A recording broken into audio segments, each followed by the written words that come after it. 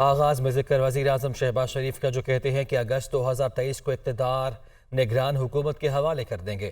پاکستان کے ڈیفالٹ کی خواہش مٹی میں مل چکی، آرمی چیف اور وزیر خزانہ کی محنت سے معاشی بحالی کی جانب قدم بڑھائے۔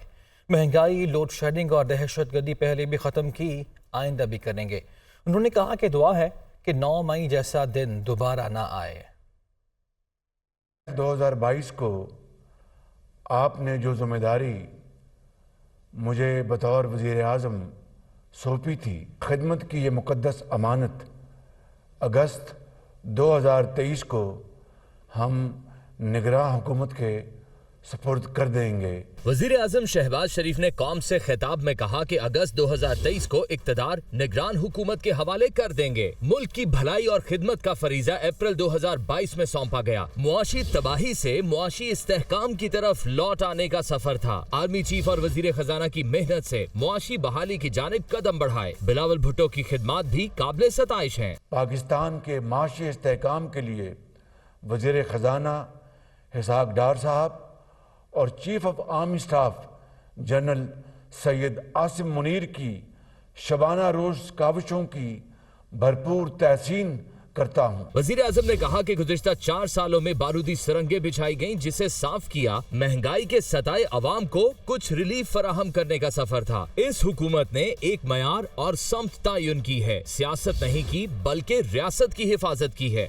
ہم نے ریاست بچانے کے لیے اپنی سیاست کی قربانی دی، ووٹ بینک کی فکر نہیں کی، مگر اسٹیٹ بینک میں مسلسل۔ وزیر اعظم کا کہنا تھا کہ اب پوری قوم یکسو ہے کہ قرض کی زندگی نامنظور ہے، محتاجی کی زنجیریں توڑیں، اپنے پاؤں پر کھڑے ہو جائیں۔ IMF کا پروگرام بحال ہو گیا ہے، اب ان کی تمام ناپاک خواہشیں مٹی میں مل چکی ہیں۔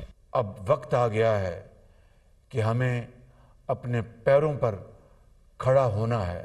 اب ہمارے سامنے ایک ہی راستہ ہے کہ کشکول توڑ دیں، مقروض رہنا چھوڑ دیں۔ وزیر اعظم نے کہا کہ اقوام عالم میں کھویا ہوا مقام حاصل کرنا ہے، معاشی بحالی کا قومی پلان تیار کر لیا گیا ہے، بے روزگاری سے دوبارہ روزگار کا سفر شروع کیا ہے، سرمایہ کاروں کا اعتماد بھی آہستہ آہستہ بحال ہو رہا ہے۔ دعا کرتے ہیں 9 مئی کا سانحہ دوبارہ نہ ہو۔ آئیں، نفرتیں مٹائیں اور محبتیں تقسیم کریں اور ایک قوم ہو جائیں۔ پاکستانی معیشت کے لیے بڑی خبر، IMF ایگزیکٹو بورڈ نے پاکستان کے لیے $3 ارب قرض کا پروگرام منظور کر لیا۔ MD IMF نے کہا ہے کہ پاکستان کو اس بار قرض پروگرام پر پوری لگن کے ساتھ عمل کرنا ہوگا۔ ملکی معیشت کے لیے ٹھنڈی ہوا کا جھونکا، آخرکار IMF ایگزیکٹو بورڈ نے $3 ارب کا قرض پروگرام منظور کر لیا۔ IMF معاہدے کے بعد پاکستان کو اہداف پر عمل درآمد کرنا ہوگا، طے شدہ پالیسیوں پر سختی سے کاربند رہنا ہوگا۔ پاکستان میں معاشی اصلاحاتی پروگرام معیشت کو فوری سہارا دینے کے لیے ہے۔ قرض پروگرام سے بیرونی ادائیگیوں میں توازن آئے گا، معیشت کو اندرونی اور بیرونی عدم توازن دور کرنے میں مدد ملے گی۔ پاکستان کو ایکسچینج ریٹ کو مارکیٹ بیسڈ کرنا ہوگا، سخت مانیٹری پالیسی بھی اختیار کرنا ہوگی۔ MD IMF کرسٹالینا جارجیوا نے کہا کہ معاہدہ پاکستان کے لیے میکرو اکنامک استحکام لانے کا موقع ہے، پاور سیکٹر میں ٹارگیٹڈ سبسڈی بہتر بنانے کی ضرورت ہے۔ قرض پروگرام کی پالیسیوں پر عمل درآمد نہ ہونے سے مہنگائی میں اضافہ ہوا، غیر ضروری اخراجات سے متعلق مالی نظم و نسق پر عمل کیا جائے۔ پاکستان کو اس پروگرام پر پوری لگن سے عمل کرنا ہوگا۔ بیرونی دباؤ کا سامنا کرنے کے لیے مارکیٹ بیسڈ ایکسچینج ریٹ بھی اہم ہے۔ MD IMF نے بینکنگ سسٹم کی سخت نگرانی اور اداروں کی سداد کار بہتر بنانے کا مطالبہ بھی کیا۔ معاشی تجزیہ کاروں نے IMF کے ساتھ معاہدے کو خوشائند قرار دیا ہے۔ اثرات جو ہیں وہ تو آپ کو دکھائی دے رہے ہیں، اور وہ یہ ہیں کہ پاکستان کی جتنی مارکیٹس ہیں وہ ٹریڈ اپ کر رہی ہیں اس طرح سے کہ پاکستان کا جو ڈیفالٹ رسک ہے وہ اگلے 6 سے 9 ماہ کے لیے ایلیمنیٹ ہو گیا ہے۔ آپ پاکستان کی بانڈ مارکیٹ دیکھیے، پاکستان کی فوریکس مارکیٹ دیکھیے، پاکستان کی اسٹاک ایکسچینج دیکھیے۔ دوسری چیز جو سب سے بڑھ کے، اگر IMF کے پیسے ایک آدھ دن میں آ جائیں گے تو آپ کے ریزروز جو ہیں وہ $4.4 بلین پہ کھڑے ہوئے تھے، وہ لٹرلی ڈبل ہو گئے ہیں with the Saudi money, UAE money and the IMF منی۔ یہ آپ کو ایک بہت تقویت دیتا ہے کہ پاکستان کی جو امپورٹ کور ہے وہ کہاں 20-25 دن پہ کھڑا ہوا تھا، وہ اب 2 ماہ کے قریب چلا گیا ہے۔ یہ ایک اچھی ڈیولپمنٹ ہے۔ IMF کا معاہدہ دوبارہ سے ہونا، چیلنج آج شروع ہوا ہے ہمیں آف کورس ایک خوشی منانی چاہیے، لیکن یہ میرے خیال میں آگے زیادہ امپورٹنٹ اس وقت ہوگا جب یہ ٹارگیٹ ہم پورے کریں گے اور ایک نئے پروگرام میں جائیں گے اور اپنے قرضوں کو بہتر طریقے سے استعمال کریں گے۔ IMF کے ساتھ معاہدے کے بعد ملکی معیشت پر چھائے گہرے بادل چھٹتے نظر آ رہے ہیں۔ معاہدے سے سرمایہ کاروں کا اعتماد بحال ہوگا، جس سے ملکی معیشت ترقی کرے گی۔ امریکی وزیر خارجہ کا پاکستان کے لیے IMF پروگرام کی منظوری کا خیر مقدم۔ مشکل کے اس وقت میں پاکستان کے ساتھ کھڑے رہنے کے عزم کا اظہار کیا۔ اینٹونی بلنکن نے پاکستان کی مدد کے لیے IMF پروگرام کی منظوری کا خیر مقدم کرتے ہوئے کہا ہے کہ مشکل کی اس گھڑی میں پاکستان کے ساتھ کھڑے ہیں۔ اپنے ٹویٹر پیغام میں امریکی وزیر خارجہ نے زور دیا کہ پاکستان کو میکرو اکنامک اصلاحات اور پائیدار اقتصادی بحالی کے لیے IMF کے ساتھ کام جاری رکھنا چاہیے۔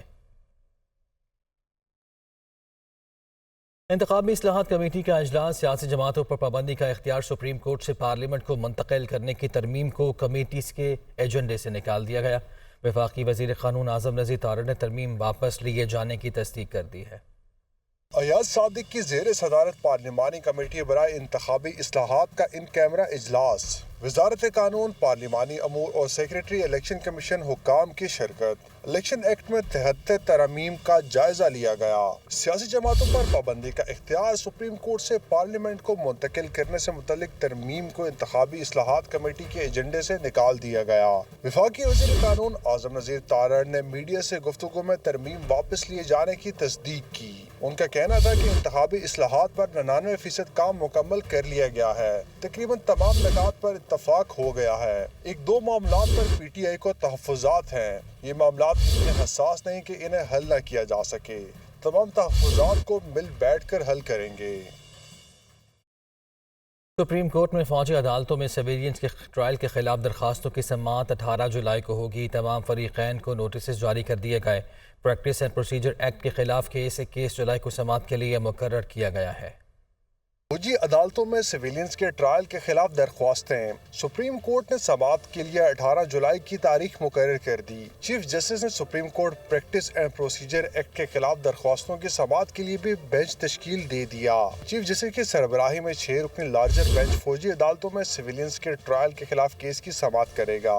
جسٹس اعجاز الاحسن، جسٹس یحییٰ افریدی اور جسٹس منیب اختر بینچ میں شامل ہیں۔ جسٹس مظاہر علی اکبر نقوی اور جسٹس عائشہ ملک بھی بینچ کا حصہ ہیں۔ عدالت عظمیٰ کا 8 رکنی بینچ 21 جولائی کو پریکٹس اینڈ پروسیجر ایکٹ کے خلاف درخواستوں پر سماعت کرے گا۔ رجسٹرار آفس نے تمام درخواست گزاروں اور فریقین کو نوٹسز جاری کر دیے ہیں۔ پروسیجر ایکٹ کے خلاف درخواستوں کو عید الاضحیٰ کے بعد دوبارہ سماعت کے لیے مقرر کیا گیا ہے۔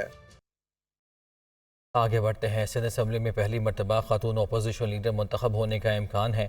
MQM نے سندھ اسمبلی میں اپوزیشن لیڈر کے لیے رانا انصار کا نام فائنل کر لیا۔ کراچی سے بتا رہے ہیں محمد اشہد اپنے رپورٹ میں۔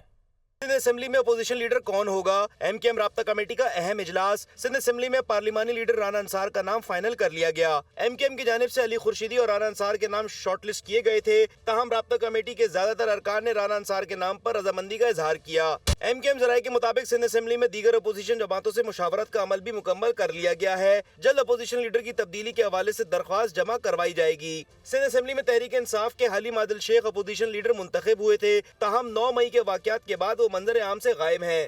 بجٹ سیشن میں بھی حصہ نہیں لیا۔ سندھ اسمبلی میں تحریک انصاف کے 30 ارکان ہیں، جن میں 10 سے زائد ارکان منعرف ہو چکے ہیں۔ MQM کے پاس 21، GDA 14، تحریک لبیک کے 3، جبکہ جماعت اسلامی کے پاس سندھ اسمبلی میں 1 رکن ہے۔ دریائے ستلج قصور کے مقام پر پانی کے بہاؤ میں کمی آنا شروع ہو گئی۔ بہاؤ 1.25 لاکھ سے کم ہو کر 90,000 کیوسک پر آ گیا۔ 15 دیہات متاثر ہوئے۔ ہزاروں کی تعداد میں آبادی کو محفوظ مقامات پر منتقل کر دیا گیا۔ تفصیل کے لیے رپورٹ دیکھیے۔ بھارت کی جانب سے دریائے ستلج میں چھوڑے گئے پانی نے قصور کے کئی دیہاتوں کو متاثر کیا۔ ہزاروں ایکڑ اراضی زیر آب آئی اور دیہات کے مکینوں کو نقل مکانی کرنا پڑی۔ سیلابی ریلے کی تباہی کے بعد اب پانی کے بہاؤ میں کمی آنا شروع ہو گئی ہے۔ قصور ہیڈ گنڈا سنگھ کے مقام پر پانی کی سطح 25 فیٹ سے کم ہو کر 22 فیٹ تک آ گئی۔ ڈپٹی کمشنر کے مطابق دریائے ستلج میں سیلاب سے 15 گاؤں متاثر ہوئے۔ مزید کہا کہ زیر آب آنے والے دیہاتوں کی کل آبادی 18,000 ہے، جن میں سے 11,000 کو باحفاظت محفوظ مقام تک منتقل کر دیا گیا۔ جو ہمارا ایویکویشن اور ریسکیو کا جو آپریشن چل رہا ہے ہمارے جو دیہات جو یہاں پہ زیر آب آئے ہیں وہاں پہ ہمارے جو ریسکیو اب تک ہو چکا ہے وہ 11,000 لوگ کا ریسکیو ہو چکا ہے، جبکہ یہاں پہ 18,000 کی آبادی ہے۔ دوسری جانب متاثرہ علاقوں میں 1100 سے زائد عملہ فلڈ ریلیف کیمپوں پر فرائض سر انجام دے رہا ہے۔ عوامی مسائل کی بات کی جائے تو پشاور میں آٹے کی قیمت میں اضافہ ہو گیا ہے۔ 80 کلو گرام آٹے کی بوری کی قیمت میں 800 روپے کا اضافہ ہوا۔ 20 کلو کا تھیلا بھی 400 روپے مہنگا ہو گیا۔ عامر جمیل کی رپورٹ۔ پشاور میں آٹے کی قیمتوں میں ایک بار پھر اضافہ ہو گیا۔ 3 دنوں میں 80 کلو گرام آٹے کی بوری 800 جبکہ 20 کلو کا تھیلا 400 روپے مہنگا ہو گیا۔ پشاور میں آٹے کی بڑی مارکیٹ اشرف روڈ پر 80 کلو گرام آٹے کی بوری کی قیمت چند دن پہلے 10,600 روپے تھی، جو اب اضافے کے بعد 11,500 روپے کی ہو گئی ہے۔ اسپیشل مکس 20 کلو کا تھیلا 2,650 سے بڑھ کر 2,850 روپے کا ہو گیا۔ 20 کلو گرام فائن آٹا 2,950 روپے اور اسپیشل چکی آٹا 150 روپے فی کلو تک پہنچ گیا۔ آٹے کا ریٹ تو مطلب 3,000 تک پہنچ گیا ہے، تو ہم غریب لوگ کیا کھائیں گے، کیا کریں گے؟ ابھی مزدوری بھی نہیں ہے۔